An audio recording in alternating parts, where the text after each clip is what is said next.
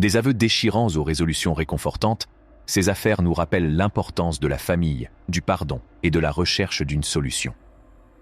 Rejoignez-nous pour découvrir les moments les plus heureux du tribunal de paternité où l'amour, la vérité et les liens de parenté prévalent. Monsieur Thomas voulait s'assurer qu'il était bien le père de sa fille Anna, âgée de 15 mois. Il a demandé au tribunal de procéder à un test ADN, ce qu'il essayait de faire depuis plus d'1 an. Même si on lui a demandé de payer une pension alimentaire parce qu'il a signé l'acte de naissance, il a dit qu'il l'avait fait sans connaître la vérité. Madame Zachary a déclaré que Monsieur Thomas était le père d'Anna et qu'elle voulait qu'il assume la responsabilité de leur famille. La situation s'est compliquée car ils se sont séparés vers le mois de juillet. Monsieur Thomas n'était pas d'accord avec la chronologie donnée par Madame Zachary concernant la conception d'Anna. Madame Zachary a dit à Monsieur Thomas qu'elle était enceinte et lui a montré des preuves telles que des tests de grossesse et des documents médicaux. Mais Monsieur Thomas n'était pas sûr et avait des doutes sur la date. Il pensait que Anna avait peut-être été conçue en août, alors qu'ils essayaient d'arranger leur relation. Le tribunal les a écoutés débattre et a décidé de procéder à un test de paternité pour résoudre le problème. Ils ont demandé à Monsieur Thomas et à Madame Zachary de faire le test et ont attendu les résultats. Après avoir reçu les résultats du test ADN, le tribunal s'est à nouveau réuni. L'annonce des résultats a déclenché des explosions d'émotions. Le tribunal a révélé que Monsieur Thomas était effectivement le père biologique de la petite Anna, âgée de 15 mois. La nouvelle a été accueillie avec un mélange de soulagement et de joie, reflétant l'intensité des émotions suscitées par cette affaire. La décision du tribunal a permis de résoudre le conflit de paternité et de clarifier la situation pour Monsieur Thomas et Madame Zachary. L'affaire a souligné l'importance des preuves scientifiques dans le règlement des questions de paternité et a mis en évidence le poids émotionnel que de tels litiges peuvent avoir sur les familles. Monsieur Brooks est arrivé au tribunal déterminé à établir son lien biologique avec le fils de 18 ans de MLL Goulet, Monsieur MacDonald. Malgré les incessantes suggestions contraires de Madame Goulet, Monsieur Brooks était résolu à prouver sa paternité. Mademoiselle Goulet avait été convoquée au tribunal de paternité pour répondre à l'incertitude entourant la paternité de Monsieur MacDonald. Elle a admis avoir été infidèle dans le passé, ce qui a fait naître des doutes quant à la paternité de Monsieur Brooks.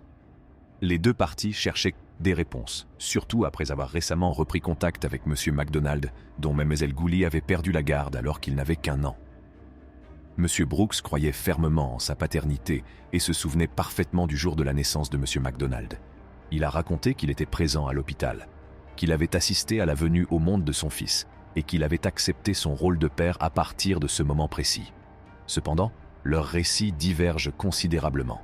Mademoiselle Goulet a reconnu avoir eu une relation de 10 ans avec Monsieur Brooks. Monsieur Fisher est entré dans la salle d'audience en cherchant à savoir si la petite fille dont il s'occupait était biologiquement la sienne ou l'enfant de l'homme avec lequel sa fiancée, Mademoiselle Doyle, l'avait trompé.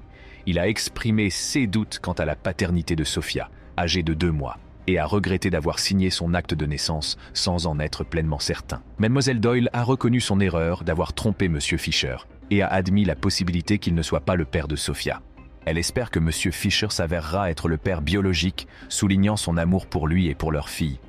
Le témoignage émouvant de Monsieur Fisher a fait pleurer les personnes présentes à la cour. Il a professé son amour profond pour Miss Doyle et Sophia, même s'il s'est senti trahi par la tromperie.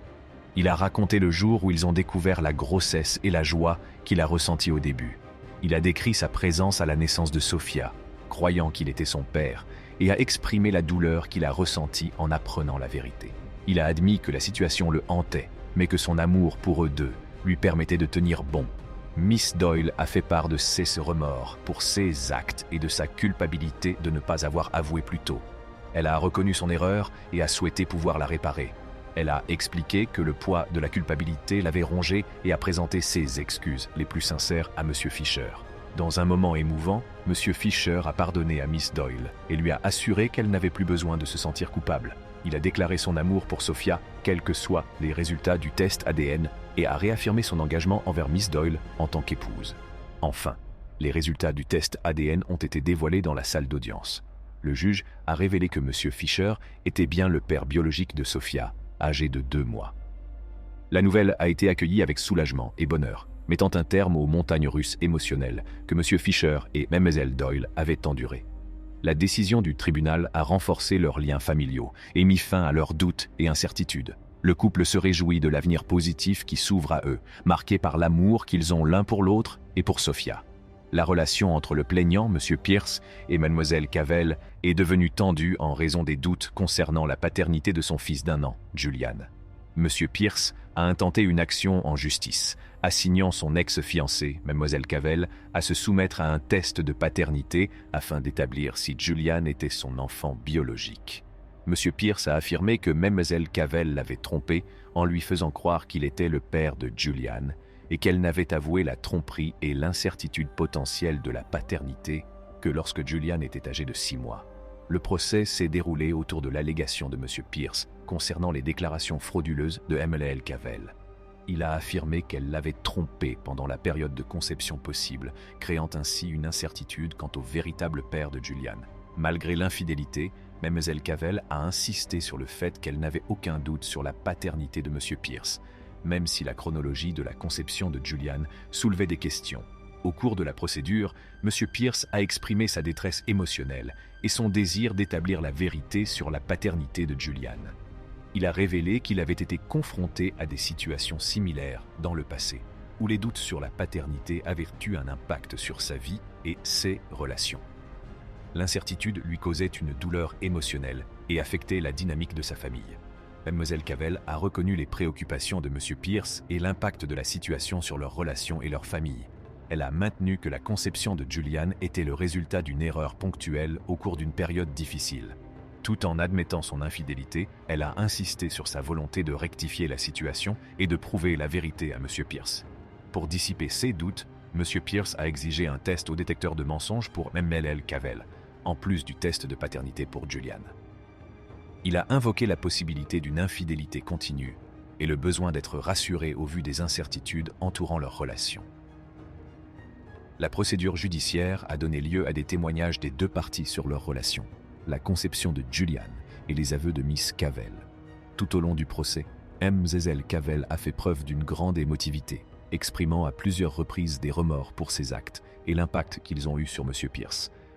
La résolution de l'affaire dépendait des résultats des diagnostics ADN et des tests au détecteur de mensonges.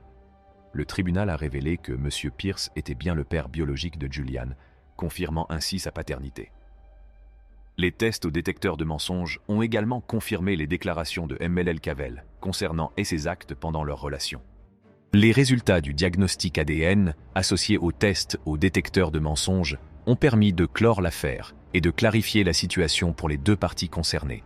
Ce procès a mis en lumière la complexité des relations humaines, les conséquences de l'infidélité et le rôle des preuves scientifiques dans l'établissement de la paternité. Faites-nous part de votre avis dans la section des commentaires ci-dessous et abonnez-vous à notre chaîne pour d'autres vidéos de ce type.